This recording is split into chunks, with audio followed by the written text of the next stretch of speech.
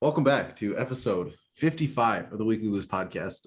It feels like it's been forever since you and I sat down and recorded an episode, which, I mean, it has been because we kind of pre-recorded stuff to get, episodes out every Monday for you guys. But this is kind of a huge one for you and I because guess what? We're both in the same state for the first time in a long time. Actually, I think this is one of the first Second. Well, from our own setups because Yeah. we recorded when we were at your place. But yeah, it's crazy. It's been a really good week. Past 2 weeks, I moved down here a couple of weeks ago and ready to get things rolling in grad school. And that's actually what we're going to talk about first, just some of the stuff that I'm doing because I know everybody's Dying interested. to know. Yeah, They're really dying to know. But I'm going to give you a pretty general overview of the stuff. I'm not going to get into the weeds too much. My nerdiness will show probably a couple times, but so as So I'm not trying to cut you off. I'm just saying, like, this is another really good tool for like you, especially, is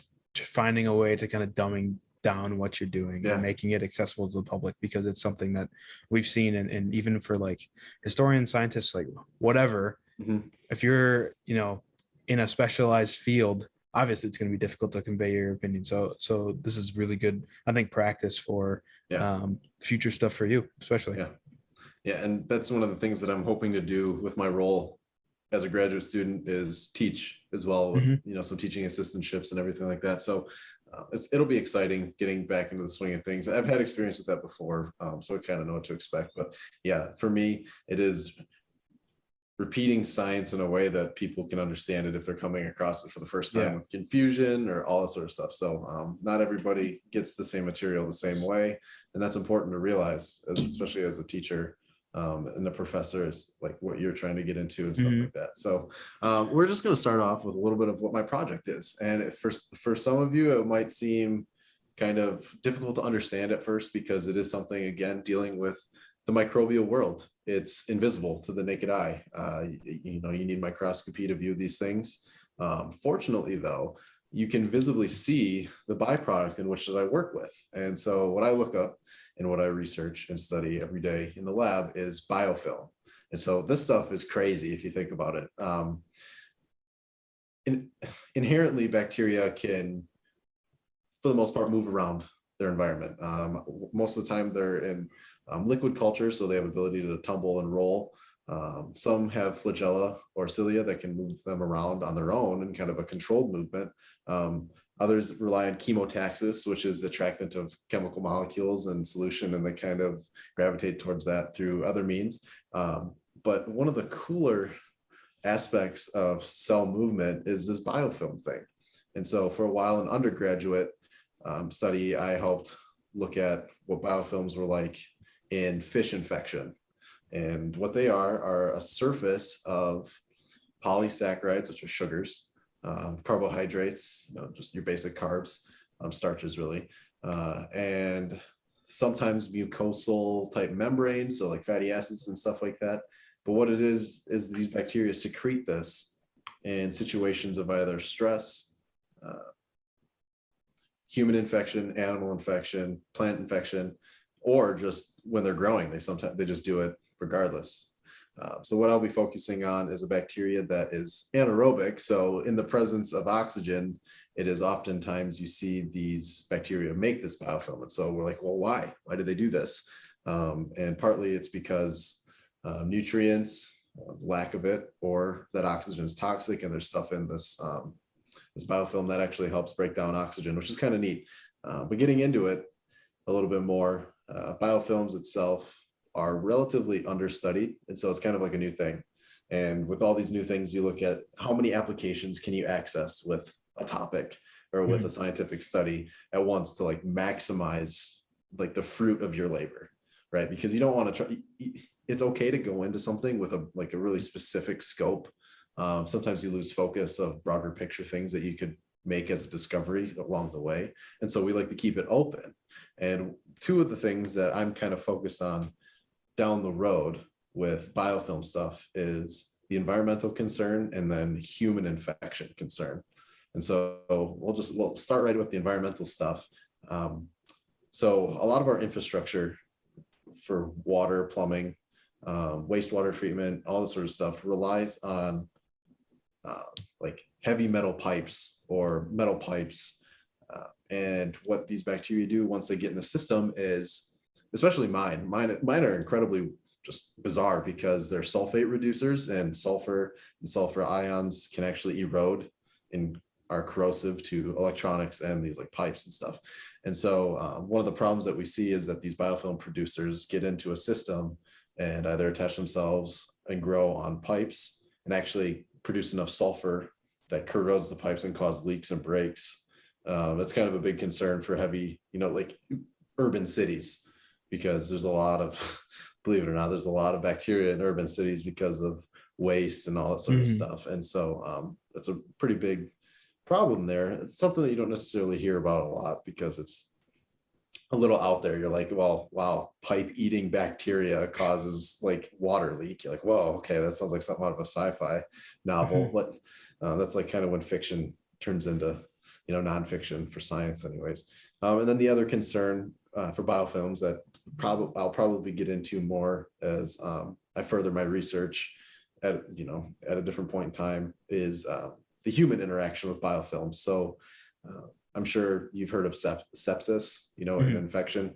Yeah. So a lot of what that happens is when a bacteria gets exposed into the human system, it's more or less in times where there's anoxic conditions for bacteria that like oxygen. So those would be aerobes, and then the vice versa for those. So like you get an infection on your skin, the outside of your skin is very aerobic. And so like an anaerobic thing won't like that. And so what happens, they'll produce a biofilm because they're stressed. And then biofilms cause problems for us because we don't necessarily have things that break those down, need antibiotics and stuff like that, and sort of things that can cleave those bonds on carbohydrates and polysaccharides to get rid of it. So it's a problem is what I'm saying. And so what I'm trying to do, long-winded, very long-winded, but I want to get in, I want to be able to give you guys kind of like my passionate part of this. What I want to look at is a gene regulator of biofilm formation in a bacteria by introducing plasmid copies of certain genes that of our interest to me, and then growing them up in a separate species and transferring them over to the species that I want to work with. It's a really cool process, stuff that I've never done before. And so I'm learning along that's the what way, I wanted to ask you too is, how much of the techniques that you've been using, at least in your last year, how much of that is repeated in this, and how much, like you said, it is like a new process? So I think a good way to go at this is starting off with like the basic scientific techniques that you learn, like your intro to bio class, or like your introductory science courses. And of course those techniques will be repeated throughout your career, but for some reason it feels like it's hyper like specific to this stuff. But like pipetting technique, realizing how important it is to do it the right way, because I'm working with extremely micro-sized quantities of liquids and stuff, and to the point where it's almost impossible to see that you actually picked up. Like 1 microliter is darn near impossible to see, and granted I have to do that and do it like repetitively over and over again. You like obviously like, hey, am I even picking stuff up? So it's really important to rely on your scientific skills in your toolkit, and knowing like, hey, I've been able to practice this over and over again. I feel good at it. But backtracking, the research that I did at St. Norbert, I focused a lot on kind of, I don't want to say it's like end of the road scientific technique, but it was more of, I bypassed the molecular stuff. I didn't really get a chance to work with that. All those samples were sent to us from another laboratory that did all the work, and doing some of it now, I'm grateful for all their work that they did, because it is a lot, and I'll get into that. But I worked a lot with the live organism interaction. So like I used the zebrafish model organism, and I used spent media samples, and I infected it and observed for disease, or observed for death, and that kind of indicated whether or not the genes were in the right mutant, and the mutant, what it was a long-winded thing. If you guys want to check it out, we probably talked about it in a couple episodes. So if you want to look back to that, we'll find an episode and we'll link it in to kind of give a little bit of background. But for this new research, some of the stuff that I found that I've done this past week has been like the new frontier for me. I've never seen this stuff done. I've only heard about it, read about it. And so it was like all hands on deck in my brain trying to figure out how to do this without messing it up, because you quickly realize that, yeah, messing up is like, it's part of the process. But when you're in charge of like ordering new supplies, you know, helping undergraduate students, cooperating and collaborating with your advising professor, you realize how much money and time this stuff takes. And so you're like, end goals, like, obviously I don't want to mess up. It happens when it does, but you want to minimize that. So you got to really make sure your techniques are down.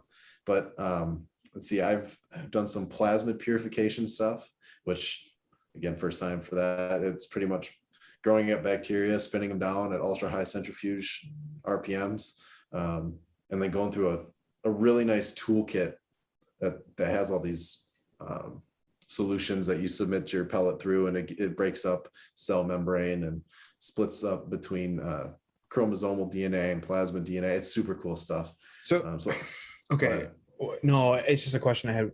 Mm-hmm. So with so like when you centrifuge bacteria, right? Like, mm-hmm. Does it get to a certain point where their cell walls are cell walls? They don't have cell walls, but you know what I'm saying? Like their membranes are burst. Okay, so you're inserting, you know, this plasmid into the bacteria. That centrifuge doesn't burst those cells, do they? That's I guess that's my question. Well, because you know what I'm saying, like if it's too fast, like it's gonna break, like because that's what you know, like so, what we use it for in the lab is separating, you know, red blood cells from plasma and mm-hmm. white blood cells, and then we take the plasma and freeze it and ship it off to get tested in a BA lab that has like the uses analytical techniques to see if that specific drug is in and how much. What I'm asking is because you're putting the, you know, these plasmids into bacteria so that they can replicate, so you can you know, see what happens when you genetically mm-hmm. manipulate the bacteria. So obviously you have to be mindful of that when you set it to X amount of RPM or whatever. I don't know if it's G RPM, whatever you use, but I guess that was my kind of point is does that happen a lot? Does that make it difficult, or is it kind of like a process that has been, you know, ironed out so we know what the best I guess speed would be? That's what I meant. Yeah, I know there's a process that somebody hammered out a long time ago to figure out, okay, what is the speed in which we need to do this sort of stuff. And so when we do the centrifugation step, what we're actually doing is we're trying to pellet the bacteria cells because they're grown up in liquid culture. And so they're obviously it's intermixed in the culture, in the liquid medium. And so all that is doing is separating down to the bottom. Theoretically, those cells should be still viable when we separate them down. Okay. We actually incorporate a lysis solution, which should punch holes into the cell membrane. Yep. And so we do that. But the technique that I've done, the plasmid purification stuff, there's a really handy like guide that you just follow the protocol for, and it's pretty nice. So nice.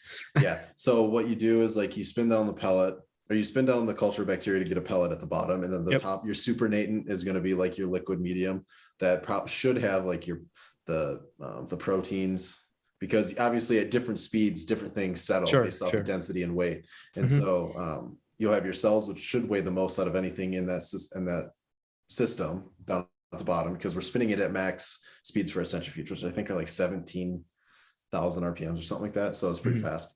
And then you submit, why do I keep wanting to say submit? You put in a resuspension solution, so that gets them back up again, but after you've dumped the supernatant out. So it's just the cells in resuspension solution. Then you spin that again, and then you dump that out. Actually, no, you don't dump that out. You put in the lysis solution, and then that's when it actually breaks it up. And then you're able to spin, because now that the cells are punched open, you can spin through intercellular structures. So that makes sense. I think the rate in which we do it and the timing, we're able to separate the DNA the correct way and get the plasmodial DNA separated from chromosomal DNA. And So that's the part that I never got. I was like, dang, how the heck do people like know when they're not incorporating chromosomal DNA compared to plasmid stuff? Like, how do you know when you get to plasmid stuff? And let me tell you, you don't really know until you get all the way to the end. And so I won't know in another 5 days if I actually did the stuff the right way and got plasmid. However, there's a cool thing that you can do along the way that kind of says that you at least have it's a broad spectrum double-stranded DNA machine that reads it. It's called a qubit, and all it is it's an instrument. Yeah, thank you, not a machine. I got you. It's a qubit, and all you do is you just submit a sample, you make a master mix, and you do all this stuff, and it tells you, and it gives you a concentration in nanograms per microliter. Yeah, imagine. So a very small amount, but is that small? Is that small in picograms? I don't put you on the spot. Oh man, I'm gonna get no. Don't incriminate yourself. I think nano is after. I think nano is 10 to the 9th. Pico is 10 to the 12, -12. 1 nanogram is 1,000 picograms. Oh. Orders of magnitude. My ass. Is it nano is 10 to the -9th. Pico is -12. Oh, I was right. Femto 15. Okay. Some reason it's okay. I was right. Regardless, okay. So let's go a little bit back. Yep. To break down. Okay, you're in graduate school. Yeah. Right. You're working in a lab for a professor / PhD. Has a bunch of graduate students working towards different degrees. Mm-hmm. Is your project something that's solely unique for you, or is it like a multifaceted thing where it's like you get to put your name on this project at the end of it, ultimately working towards a larger goal for the entire lab that you're in, if that makes sense? Yeah. Is that kind of, or is it, because like with me, the difference here is like I'm doing something that I really enjoy, like that I'm super interested in. And a lot of times, like if I feel like if you're in a science lab, you can't just, you go for the lab, what they're already working on. So if you could just like elaborate on that. And for sure. Because that gets out of the weeds of, it does. gram negative, positive, that kind of thing. Yeah. So I think a good majority of instances where a grad student, an incoming grad student works in a lab, I want to say a good majority of the time, they are going into work already established by a professor in the form of a research assistantship. And so when you get that position, you do have options to pick your research project. You really do. Like I had, I think she gave me 3 options right away, and she was like, I have plenty more if you want them. Sure. And so you're able to get options. And so kind of as I've been working in the lab for a week, I've been able to kind of listen and sit in on a couple of conversations with other students and realize what they're working on. And we're all working on the same bug or bacteria. Let's just say that. Like that's like kind of like our model organism that we're studying. Okay. We have different segments of that thing that we're studying. So like I have one of my colleagues is looking at like protease activity. So like cleaving bonds and stuff like that, like chopping stuff up. And it just so happens that gene in the genome is literally right next to the one that mine's working. Okay. So like mine's 1020, theirs is 1019, kind of a deal. So it's like kind of cool. You don't realize it. Completely different like gene, similar techniques. At the end, it's the same outcome. So I guess to go back and solidly answer your question. Yeah. Our research projects in the lab that I'm working on are all part of a big picture. But the hopes for the grad students especially is that when we are done with the project, it is actually a publication on top of our thesis or our dissertation. So they should serve as the same thing. Like when I'm done with what I'm doing, the goal is that it is my thesis as well as a publication to ASM or the American Biofilm or whatever. Same thing. Like similar with me too, much. Right? Like my thesis at the end of this year is something that I, will hopefully be sending to journals so they can review it and publish it hopefully. And that makes sense. That's pretty much the end goal there. And so like it's just different methods to get to it. Yeah. And of course, along that, there's within that singular project of this, biofilm for this bacteria, you can look into how, like for me, it's how this biofilm is regulated. Well, for the colleague that sits across from me, it's kind of like characterizing proteins that are associated with the biofilm, like the what concentrate or what contribute to the biofilm itself. And another one is working on a new technique to help with measuring biofilm. Like all this sort of stuff is relatable, so we're able to collaborate and we're able to work together and probably use each other's papers as kind of like a, hey, I can reference this because we're working all on the same ideology, like same concept in science. It's just a little bit different because it's different projects and stuff. But I think I think that's probably the best way to go about it, honestly, because it allows for the lab to be a singular functioning unit with different tasks and priorities, all trying to go for the same goal of. And that's how you get funding too, right? Exactly. Like you have all these different sub projects that work towards let's say documenting the genome of this and seeing what applications. That's interesting. I think it'll be really fun to kind of follow your journey in it and seeing what differs from graduate school. And it can that's we'll get into the back half of our episode here. That's more kind of like just life stuff, but I think this is a really good, like, if we could check in every once in a while with just like how the graduate experience is going. That way hopefully someone that's kind of on the fence, like, should I go, you kind of understand what you're getting yourself into, what it's like, how it differs from undergrad, because like I can speak to, at least on my end, and you as well. So I think that's a good alluding to potential future mini segments. But let's get into our little anchor break, and then we'll come back with some more stuff. Okay, so I want to make a formal, not semi-formal apology to the San Francisco Giants. I kind of counted them out, and it's now end of August and almost end of August, and they are still rolling. I mean, right now they're in the wild card, or right now they are 2.5 up on the Dodgers. So the Dodgers are still, creeping in, but your pick doesn't look as bad now, to me at least, than it did when you first made it before the All-Star break. I was like, all right, dude, like, it's All-Star break, just chill. Okay. But man, the Mets are in third place now. Yeah, they're only 2 games below 500. Which is crazy. Yeah. What do you think about it? That the Grom thing helped. Well, that the Braves are 68 and 56. They're in first. They're 9-1 in the last 10, and they've won 9 in a row. I'm going to be honest with you. There's no excuse for that outfield when they're healthy to not put up just the outfield alone on the Braves. To put up like 6 runs on their own, just the outfield hitters. Because you got Ronald Acuna. He's out. I mean, he's out. I know, but I was saying when they're healthy. Yeah. They're like some of the most dangerous outfielders that are on in the NL. So my other thing with them, sorry, we're kind of getting into baseball talk, but whatever. What we do. My thing with the Braves, I mean, their infield has been like Austin Riley, Dansby, Ozzie, and Freddie Freeman across the way. Like, they're having a great year. Cycle alert.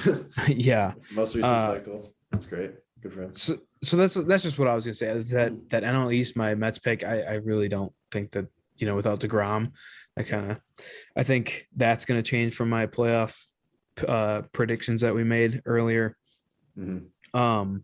But the only reason I kind of bring up baseball is because I have way Padres, because I just got back from California. But that was kind of my.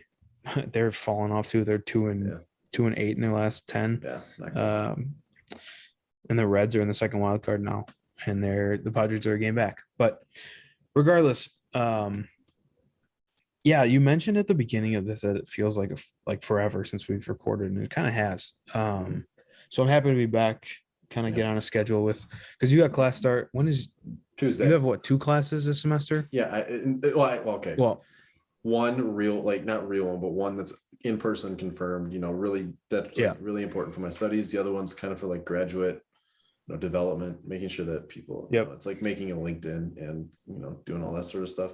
Then the other one is just the continuation of my research. So it's going to be really nice having it. And it'll be a dedicated time too, which is great because my professor is swamped with stuff, as all professors really are at the beginning of the year.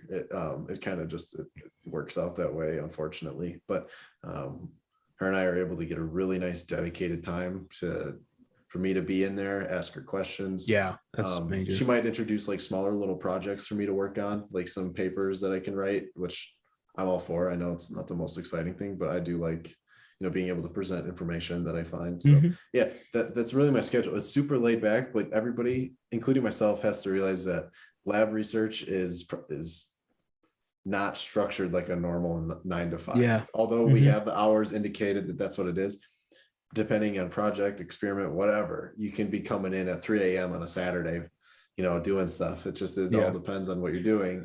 And so when I'm not in class, I will probably be dedicating close to 8 hours every day in the lab, or more.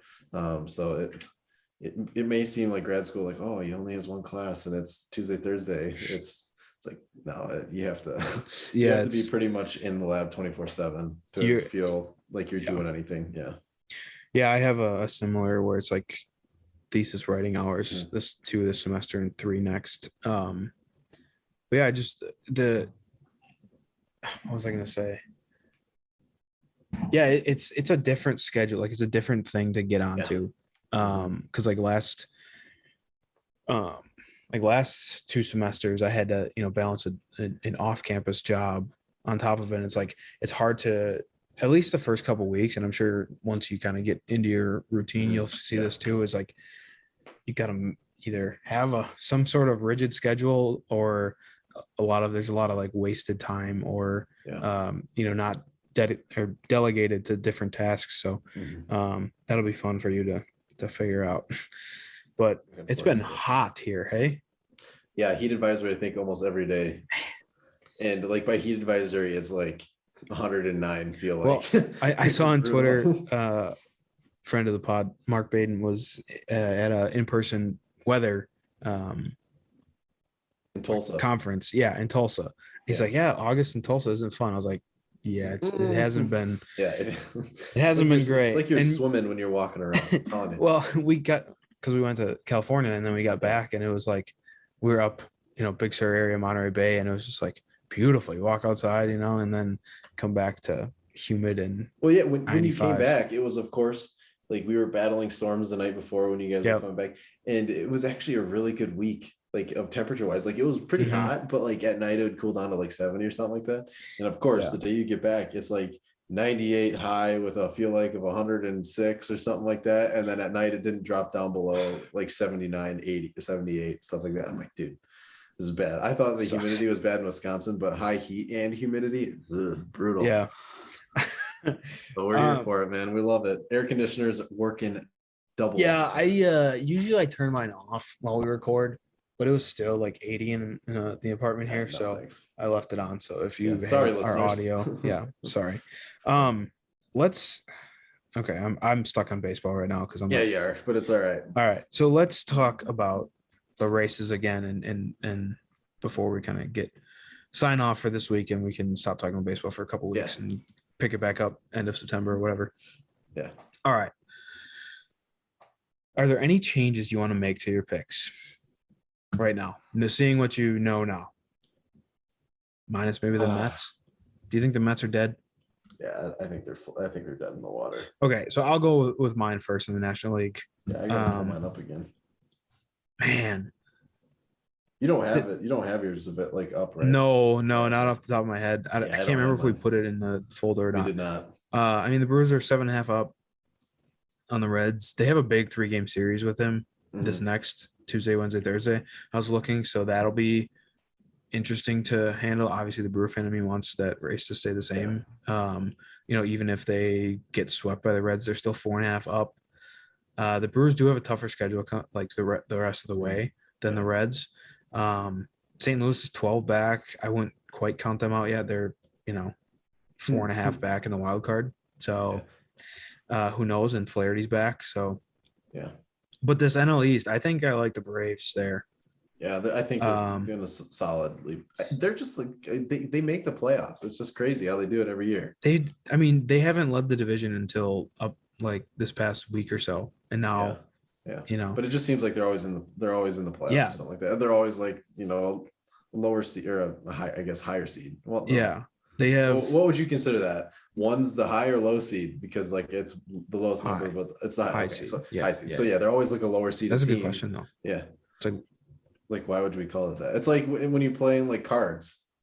Yeah. You play ace high or low. And Sure. It's like everybody always plays ace high for me. So I think what's going to be interesting for the Braves though here is that they have a 2-game set with the Yankees who've been playing really good baseball. They have 3 at home against the Giants and then 3 against the Dodgers. And I will say 4 against the Rockies, who aren't that great, but the Rockies at home. I was just gonna say something to this about this, and they kind of a cool little tidbit here. But I'm looking up, MLB standings. Yeah, looking at the splits between home and away, and one thing that you really love to see is, I think the Giants. Yeah, technically the Giants have the best win percentage at home. And then you go look at the Brew Crew, who's got the best road percentage. So shout out to American Family Field for making them play worse. At home. That Friday night game against the Nationals, I was following, and they could just never get going at home. It's weird because it's so weird. Because they used playing to at home for them is that home team was just like their home team advantage for them. Was the field itself is a hitter's ballpark, typically. So it's kind of been. But I mean, I love the splits because I think those are cool because you look at that for like playoffs, right?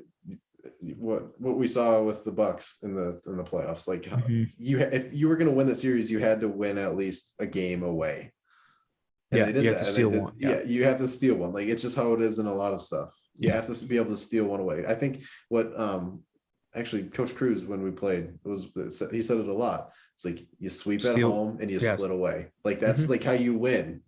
That's like obviously, but like that's how you build yourself up and up in the standings, is because you can't go full bore at home all the time and then drop the ball on the road. Like it just isn't a recipe for a successful season, and so you got to be able to do that. And the Brewers, hey, a 34-28 record at home. Yeah, that's not the best, but you look at the rest of them in the NL Central: 36-29 Reds, 34-29 Cardinals, 31-31 Cubs, and 24-35 Pirates. Like, okay, yeah, they're still up there with some of the better win percentages at home. I think the Reds have them beat by a game, but I think the Brewers solid, still NL Central pick. I don't think the Reds catch up unless there's just like some incredible surge. But I don't really want to see that. I want to see who the Reds have the rest of the way.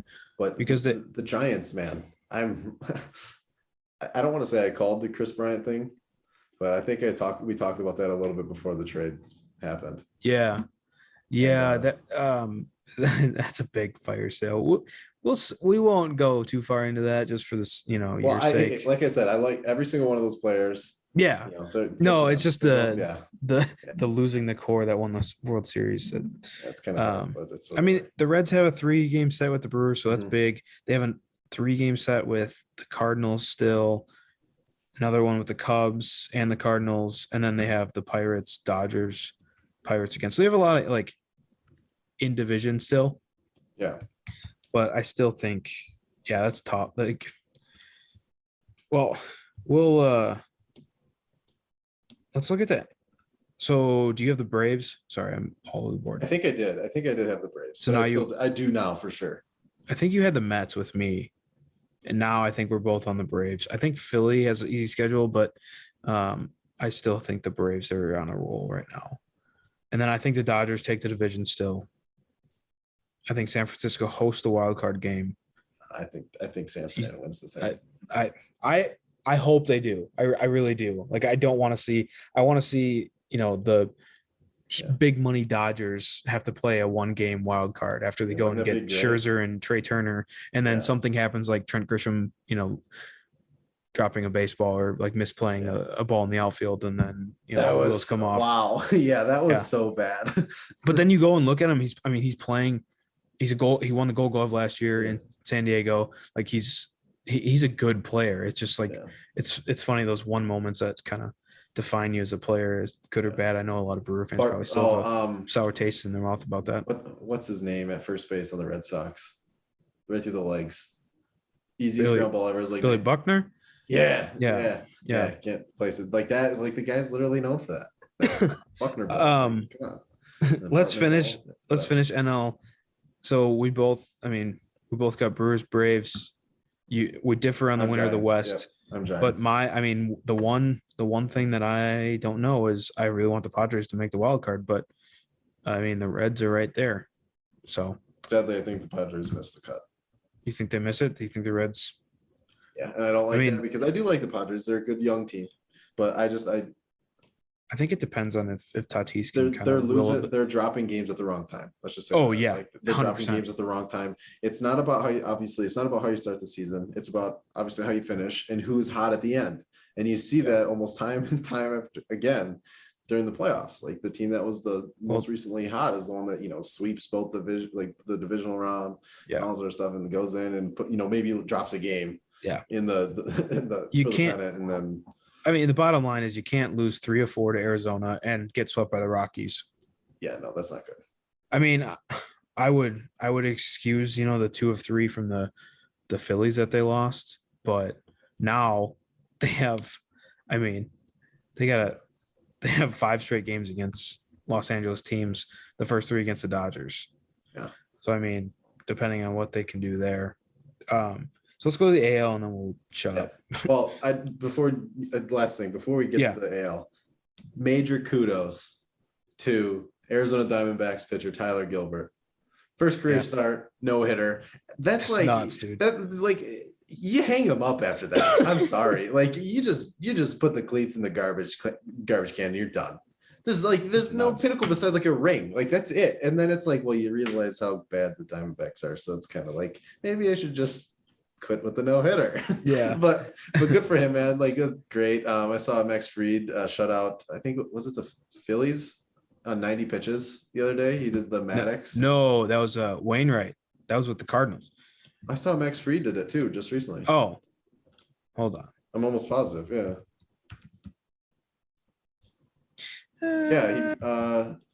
Was it Max Fried? Fried spins shortest Maddox since Maddox.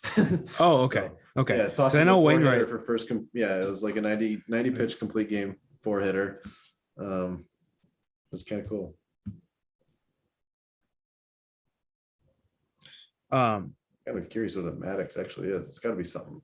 August 11th. It's okay for those. Wainwright tossed a Maddox on August 11th. Just had a 2-hit shutout against the Pirates. So they both. Okay, this is what a Maddox is for those listeners at home. Yeah, I didn't know this, but here we go. So it's describes a start in which a pitcher tosses a shutout on fewer than 100 pitches. So there you go. Yeah, X3 did it, and that's crazy. That's crazy. But that's nuts. 100 to 100, and he did it on 90. Yeah, that's pretty much a whole inning's worth of pitches he saved. Because if you think, I like to do like 15 or so an inning, a really good inning. Yeah, and so he saved. I think 15 times 9 is 10. Well, it's something pretty good. Actually, he saved a lot of pitches if you do it like that. 15 times 9. It's 140. They're 130. There's a 140. 15, 5, 9. 135. 135. I was in between. Average amount, you get the answer. But all right. Okay, let's move on to the AL because this one's an interesting one. I had Boston as my AL East. Remember who I had? And look at they're still up at the top. Baby. Tampa, dude. Tampa. Yeah. They're Tropicana dump, but you know what? They're good. So I wonder what their home is. They're 41-23 at home. How do you go that good at Tropicana? I don't know, dude. That's incredible. I still like the Yankees in the wild card now. They are heating up after getting 2 lefties games over 500. Holy cow. Yeah, they were on the bubble and they're playing. They have the best record since July. Yeah, I don't have the set in front of me, but they're playing like the best baseball in MLB. So yeah, well, hey, Bronx Bombers can step it up. It'd be kind of, Yeah, I still like the White Sox there. Yep. I mean, everyone does. I think it's a pretty good. They're up 10. Yeah. And then I like Houston still, but I mean, don't count out the A's. They're 3.5 back. No, and the Mariners, man, still hanging in there. 9 games. Yeah, they're like they just won't go away. Yeah, like they're holding on. I was listening to something. It's great. They're fighting off the edge with their tiny little sword. Where they're like, no, they're not going to be, but they play good baseball still. You look at it. Who do they have? Kyle Seager. That's like the only person I can name on their team right now. Really? Yeah. Well, maybe was it it's not like John Lewis or something like Jordan Lewis. I don't know. Anyway, it's whoever's on the show recently. But look at what they're doing with that, like, you know, with a pretty low budget. I don't want to say low budget, but underrated team, I guess. That's probably a good way to put it. You know, they don't. Kyle have Seager only is hitting 219. Ty France is there. Ty France is the guy. Yeah. 292. I mean, Seager's got 29 bombs though, so I mean, he's still makes up. Yeah, he's producing something. Yeah, Ty France is probably their best hitter. Yeah, I like to see that. Like, here's another example, right? Like the Tigers. Yeah. Like Miggy just hit his 500s. That's nuts. Yeah. Like, what is it? 20, 28, 27 or 8. Yeah, 20 people have done it. That's nuts. So like crazy to be in a exclusive, like that's so many home runs consistently across your career. It's crazy. Yeah. Like it's seriously crazy because he's battled injury like with upper body. I think hand stuff is actually what's gotten him. And I think it was because before he was DH and first base, he actually played third base a bit of because I liked Mickey a lot growing up. He was kind of like the third baseman. So Boston and Oakland are tied for the second wild card. So I think the AL East plays a lot of games against each other, so that's still an open kind of race. And this, like you said, Seattle's 3 back. They're hanging in. And then Toronto's 4.5. And then the second tier is the Angels and the soon-to-be Guardians at 8 back. Yeah. So I think all the teams that we were talking about are in there right now. Yeah. You had Oakland and I had Tampa and the Yankees. So I didn't have Oakland in. But honestly, I think Oakland goes to New York and plays the Yankees in the wild card. Yeah, that'd be a good game. I'd watch that. It'd be like Reggie Jackson, like looking at it. You know, it'd be like, wow, this is cool. That's Reggie Jackson. Yeah, hey, I was a cute kid.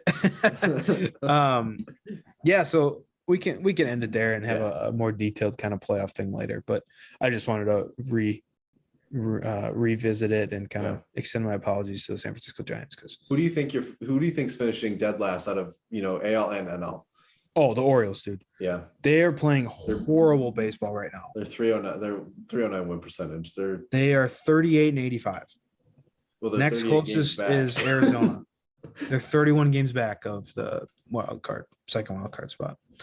And yeah, it's just not good. I'm sorry, guys. I know Orioles fans. Rangers aren't doing too hot either. I mean, they got Adley Rutschman, the top rated prospect. So they just need some better stuff coming their way in regards of just luck, the prospects. But if you guys have any suggestions for sports stuff coming up, it's kind of I don't want to say it's kind of a cool time, but a lot of stuff starting again. Preseason football is coming up. Believe it or not, basketball's coming back sooner than you think. I say that all the time. Like, and hockey's starting right up too. Yeah, it's like this is a great time for sports, and it's like every single time of the year can be spun into saying like this is a great time for sports because the championships for the most part are at different times, and then you get excited by it starting up again. So like especially with like the baseball football rotation, it's like okay, football's done.